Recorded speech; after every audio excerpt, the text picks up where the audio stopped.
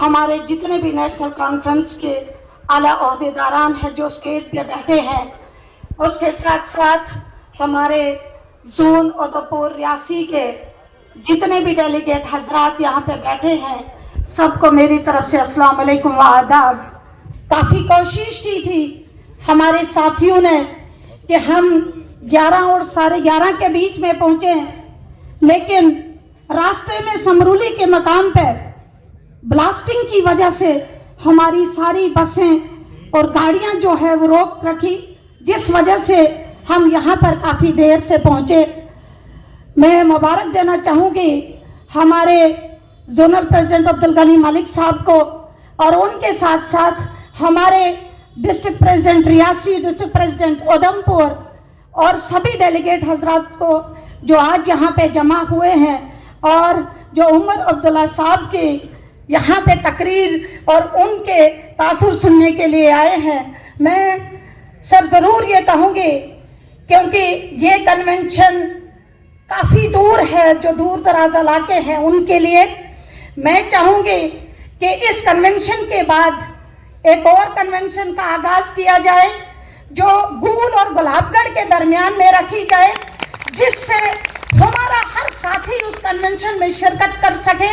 और उसके साथ साथ मैं शायद समझती हूँ कि अगर डेलीगेट कन्वेंशन में ब्लॉक प्रेसिडेंट नहीं बोल पाए तो शायद मुझे लगता है कि कहीं ना कहीं कमी रह जाती है, क्योंकि जितने भी अहदेदारान डेलीगेट हजरात दूर दराज इलाके से आए, टाइम कम न होने की वजह से हमारे साथी यहाँ पे स्टेज पे नहीं बोल पाए हैं। इसीलिए मैं ज़रूर इस्तदा करूँगी कि एक और कन्वेंशन का आइंदा आने वाले वक्त में आगाज़ किया जाए, जिसमें सभी साथी अपनी बात रख सकें। उसके साथ साथ मैं नेशनल कॉन्फ्रेंस की बात करूं। नेशनल कॉन्फ्रेंस इस वक्त जो हमारा जोन रियासी और उधमपुर है और उसके साथ साथ जो डिस्ट्रिक्ट रामबन का इलाका है, पहले से भी 95% वहाँ पे नेशनल कॉन्फ्रेंस रही है और मुझे उम्मीद है कि जब भी इलेक्शन होंगे इंशाअल्लाह 100% जो है नेशनल कॉन्फ्रेंस वहाँ से अपना बेस्ट देगी। जिस हिसाब से हमारे वर्कर हजरात इतना दबाव के बावजूद अपनी पोजीशनें पकड़े हुए हैं, अपनी जगह से हिल नहीं रहे हैं, उस तरीके से अगर आइंदा आने वाले वक्त में भी काम किया जाए तो नेशनल कॉन्फ्रेंस की सरकार जो है उसको बनाने में कोई पीछे नहीं रह सकता है। मैं ज़रूर ये कहूँगी कि as chairman district development council Ramban होने के बावजूद हमें पता है कि कितनी दुश्वारियां आज हमारे लोगों को देखनी पड़ रही है। सबसे बड़ा इशू जो है बेरोजगारी का, जो सबसे बड़ी अनएम्प्लॉयमेंट हमारे नौजवानों के सामने खड़ी हो गई है। हमारे नौजवान इस वक्त दर दर की ठोकरें खा रहे हैं। हमारे नौजवानों को कहीं पर नौकरी मिल नहीं रही है, कहीं कोई रिक्रूटमेंट नहीं हो रही है जिस हिसाब से हम अपने नौजवानों को एडजस्ट कर सकें। भले ही इन्होंने कुछ रिक्रूटमेंटें की, लेकिन वो लास्ट में कैंसिल की गई, जिससे सबसे बड़ा अगर असर आ रहा है इलाके के अंदर वो बेरोजगारी इस वक्त बहुत ज्यादा बढ़ रही है। भले ही हम लोगों के सामने अलग अलग स्कीमें लाई जा रही है, लेकिन उन स्कीमों को लोगों तक पहुंचाने के लिए किसी भी डिपार्टमेंट में मैन पावर नहीं है।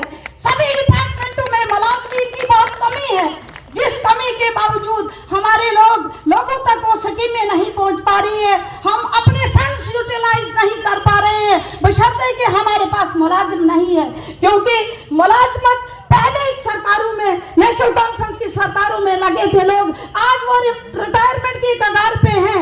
हाँ, एक एक इलाके के अंदर एक एक लाइनमैन जो है 10-10 पंचायतों के अंदर इनके पास है। एक एक लाइनमैन 30-30 पंचायतों के अंदर पीएचई में है, पीडीडी में है, बाकी डिपार्टमेंटों में है। सारा का सारा इलाका, सारे के सारे के ऑफिसेज आपको खाली मिलेंगे। बहुत ज्यादा जरूरत है एक हुकूमत लाने की, जिससे ये सारी दुश्वारियां जो है वो कम हो सके। मैं शायद काफी टाइम कम है, मैं इसी के साथ इजाजत चाहूंगी और जरूर इस्तदा करूंगी कि दूर दराज इलाके के अंदर प्रोग्राम करने की जरूरत है। वर्कर हजरात जो हैं उनकी चाहत है कि अपने अपने इलाकों के अंदर उमर साहब का प्रोग्राम हो, फारूक साहब का प्रोग्राम हो, सागर साहब का प्रोग्राम है। इसी के साथ मैं इजाजत चाहूंगी और माजरत खाऊं कि हमारे इलाके का कोई भी ब्लॉक प्रेसिडेंट इस स्टेज से नहीं बोल सका। इंशाल्लाह आने वाले वक्त में जब दोबारा प्रोग्राम होगा अपने तासुरात आप ज़रूर रख पाएंगे। और काफ़ी साथी यहाँ पे उस इलाके से पहुँचे हैं। शुक्रिया, वस्सलाम।